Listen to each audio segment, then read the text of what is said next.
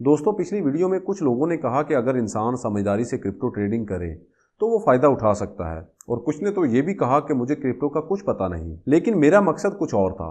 मेरी वो वीडियो उन लोगों के लिए थी जो महदूद सरमाए के साथ इस दुनिया में कदम रखते हैं। वो लोग जो अपनी मेहनत की चंद हज़ार या चंद लाख की बचत को सुनहरा मुस्तकबिल समझकर क्रिप्टो में लगा देते हैं। लेकिन उनकी इस सारी प्लानिंग, ख्वाब और जमा पूंजी को ये अमीर लोग अपनी चालाकियों और प्राइस मैनिपुलेशन के साथ चंद लम्हों में तबाह कर देते हैं। तो इसी तरह आज मैं इस दुनिया की एक और बेरहम और होश उड़ा देने वाले फ्रॉड के बारे में बताने जा रहा हूँ। एक ऐसा खेल जिसमें हमेशा की तरह सबसे ज़्यादा कुर्बानी गरीबों की दी गई, जिसने लोगों की उम्मीदों, ख्वाहिशों और कमजोरियों को इस्तेमाल करके दुनिया का सबसे बड़ा क्रिप्टो स्कैम खड़ा किया। और आज तक जितना नुकसान लोगों का क्रिप्टो एक्सचेंजेस के हैक और मार्केट क्रैशेस में हुआ, उससे कई गुना नुकसान इस फ्रॉड ने किया। लेकिन ये फ्रॉड ना किसी एक्सचेंज की हैक की वजह से हुआ और ना ही किसी मार्केट क्रैश से, बल्कि इसके पीछे खड़ी थी एक ग्लोबल लेवल की स्कैमर, डॉक्टर रूजा इग्नाटोवा, जिसने वन कॉइन नामी जाली क्रिप्टो करेंसी के नाम पर लोगों से अरबों डॉलर लूटे। इंटरपोल के मुताबिक वो 50 लाख से ज्यादा लोगों से 4 से 6 अरब डॉलर लूट कर गायब हो गई। FBI ने उसे 10 मोस्ट वांटेड मुजरिमों की फहरिस्त में शामिल कर रखा है और इसके सर पर 50 लाख की इनामी रकम भी है। आज उसकी गुमशुदगी एक जिंदा पहेली बन चुकी है। कुछ कहते हैं कि बल्गारिया के माफिया ने उसे मारकर समंदर में फेंक दिया, जबकि एक और नजरिया ये दावा करता है कि वो आज भी दुबई में एक नए नाम और शायद नए चेहरे के साथ जिंदगी गुजार रही है। तो सवाल अब यह है कि आखिर उसने ब्लॉकचेन के बगैर क्रिप्टो करेंसी बेचकर दुनिया की सबसे बड़ी लूटमार कैसे की?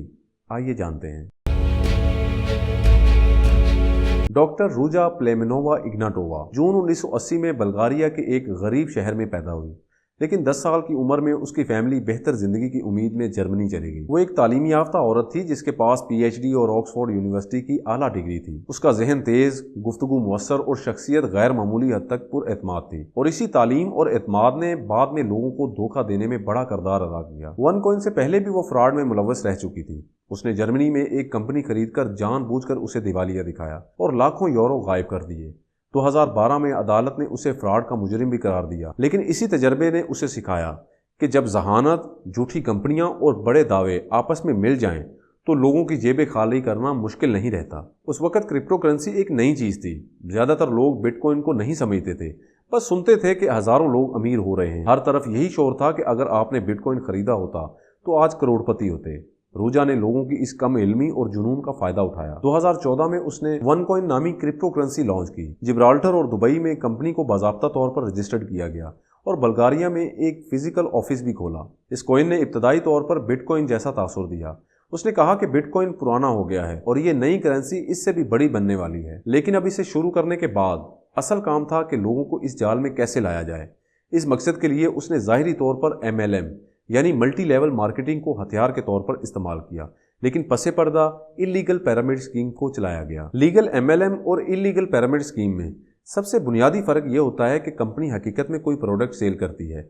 जैसे अमेजोन के एफिलिएट प्रोग्राम में लोग कमीशन जरूर कमाते हैं, लेकिन वो किसी धोखे या जाली चीज की बजाय असल में मौजूद फिजिकल प्रोडक्ट बेच रहे होते हैं, इसलिए वो लीगल है। जबकि पिरामिड स्कीम में पैसा सिर्फ नए लोगों को शामिल करने से आता है, प्रोडक्ट बेचने से नहीं। 2014 में जब वन कॉइन लॉन्च हो रहा था, तब क्रिप्टो करेंसी में रेगुलेशन नाम की कोई मजबूत चीज मौजूद ही नहीं थी। और इसी स्पेस का फायदा उठाते हुए रूजा और उसका साथी सेबेस्टियन ग्रीनवुड, जो MLM में माहिर था, ये बात अच्छी तरह समझ चुके थे कि अगर वो वन कॉइन को डायरेक्ट एक प्रोडक्ट के तौर पर बेचेंगे तो हुकूमती इदारे फौरन उन पर हाथ डाल देंगे, क्योंकि वन कॉइन तो हकीकत में था ही नहीं। इसलिए लोगों को कॉइन बेचने की बजाय एजुकेशनल पैकेज सेल किए गए, जिनके साथ बोनस के तौर पर वन कॉइन के टोकन दिए जाते थे।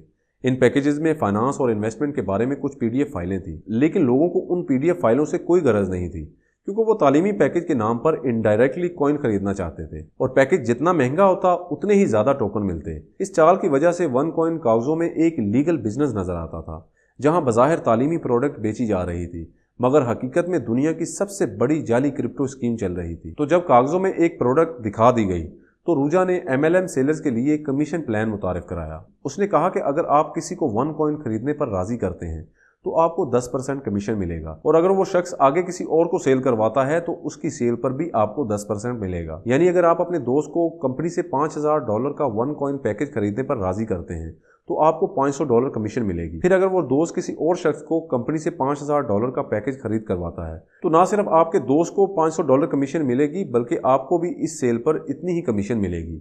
ये लोगों के लिए सादा और मुनाफा बख्श काम था और इस तरीके ने वन कॉइन को दुनिया भर में फैला दिया। इसे खरीदने वालों की लाइनें लग गई। लोग दोस्तों, रिश्तेदारों और जानने वालों को शामिल करते गए। हर किसी को यही यकीन दिलाया जाता रहा कि ये अगला बिटकॉइन है और यूं ये स्कीम देखते ही देखते ग्लोबल नेटवर्क में बदल गई। लेकिन हकीकत ये थी कि ये क्रिप्टो सिर्फ कंपनी की वेबसाइट की स्क्रीन पर मौजूद थी। असल दुनिया में इसका कोई वजूद ही नहीं था। कीमत को मसनूई तौर पर बढ़ाया जाता, डैशबोर्ड पर कंपनी अपनी मर्जी से अदाद शुमार बदल देती ताकि लोग मुतमिन रहें कि उनका पैसा बढ़ रहा है, लेकिन वो इसे सेल नहीं कर सकते थे क्योंकि ऐसी कोई मार्केट मौजूद ही नहीं थी जहां वन कॉइन की खरीदो फरोख्त हो। इसी साल जब वन कॉइन लॉन्च हुआ, रूजा को बल्गारिया की business women of the year का अवार्ड दिया गया, जिसे उसने इस तरह इस्तेमाल किया जैसे बल्गारिया की हुकूमत ने वन कॉइन पर अपनी मोहर लगा दी हो। हालांकि ये एक प्राइवेट बिजनेस इवेंट का एजाजी अवार्ड था, न कि किसी सरकारी इदारे से, लेकिन इस दावे ने पब्लिक के यकीन को काफ़ी हद तक मजबूत किया। मजीद उसने एतमाद का ड्रामा रचाने के लिए live events, webinar, radio shows और इंटरव्यूज़ का सहारा लिया। यानी हर जरिए से उसने वन कॉइन को दुनिया बदल देने वाली करेंसी साबित किया। उसने अपनी पीएचडी की डिग्री को एक हथियार की तरह इस्तेमाल किया। खुद को हमेशा डॉक्टर रूजा कहकर मुतारिफ करवाती। लोग उसे क्रिप्टो क्वीन कहने लगे। वो लोगों को बार बार याद दिलाती रही कि वो किस तरह बिटकॉइन का मौका खो बैठे थे, लेकिन वन कॉइन उनके सामने दोबारा एक नया मौका बनकर आया है जिसे उन्हें गंवाना नहीं चाहिए। लेकिन हकीकत ये थी कि बिटकॉइन एक शफाफ और हकीकी ब्लॉकचेन पर कायम था, जबकि वन कॉइन के पास ब्लॉकचेन नाम की कोई चीज़ मौजूद ही नहीं। खैर 2017 तक वन कॉइन एक आलमी बुखार बन चुका था जो 175 से ज़्यादा ममालिक में फैल गया, जहां उसके नुमाइंदों ने अपने ऑफिस खोले और लोग अपनी जमा पूंजी, जेवर, सोना, हत्ता के अपने घर तक बेचकर इस सुनहरी ख्वाब में कूद पड़े। इस अंधे एतमाद ने 4 से 6 अरब डॉलर तक की खतीर रकम रूजा के कदमों में डाल दी। ये दौलत रूजा ने दुबई, बल्गारिया, जर्मनी, कब्रस, माल्टा और यूनान के खुफिया अकाउंट्स में मुंतकिल की।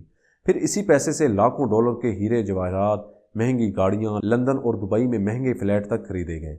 इस जाली क्रिप्टो करेंसी ने उसे चंद सालों में शाहाना जिंदगी दे दी और दुनिया इसके जादू में बेखबर डूबी रही। कुछ यूरोपियन बैंक्स ने वन कॉइन की ट्रांजैक्शन रोकनी शुरू की। मीडिया और तहकीकी इदारे सवाल उठाने लगे कि वन कॉइन का ब्लॉकचेन कहाँ है और ये करेंसी अभी तक किसी एक्सचेंज पर क्यों नहीं आई, लोग अपना पैसा क्यों नहीं निकाल सकते। और अब रूजा जान चुकी थी कि ये खेल अब ख़त्म होने वाला है। इसलिए अक्टूबर 2017 में वो बल्गारिया से एक फ़्लाइट लेकर एथेंस, यूनान पहुंची। ये आखिरी बार था जब दुनिया ने उसे देखा। इसके बाद आज तक कोई नहीं जानता कि वो कहाँ गई। इस कॉइन ने अमीर और गरीब दोनों को बर्बाद कर दिया था, लेकिन ज्यादा नुकसान गरीब और लोअर मिडिल क्लास को हुआ, क्योंकि वन कॉइन ने अपनी मार्केटिंग खास तौर पर उन लोगों पर की जो जल्दी अमीर होने के ख्वाब देख रहे थे। इसीलिए इसे क्रिप्टो की तारीख का सबसे जालिमाना धोखा कहा जाता है। FBI आज तक रूजा की तलाश में मसरूफ है और उसे बाकायदा मोस्ट वांटेड लिस्ट में शामिल कर रखा है।